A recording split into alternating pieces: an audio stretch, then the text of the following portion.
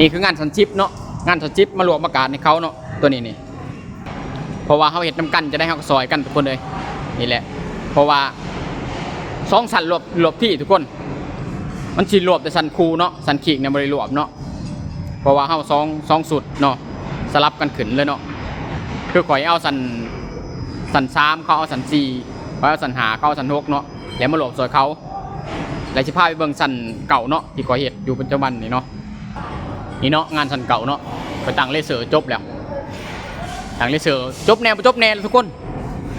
ของกับมีเห็ดแนวบ่มีเห็ดแนวเนาะตามว่าของขาดลายบ่หลายแน่นอนทุกคนเลยนี่โอ้ยนี่มาเบิ่งซับนี่ทุกคนยังคักนี่ได้ต้นเดียวขอหลอเลยเนาะนี่ซับคูเนาะตัวนี้เนาะ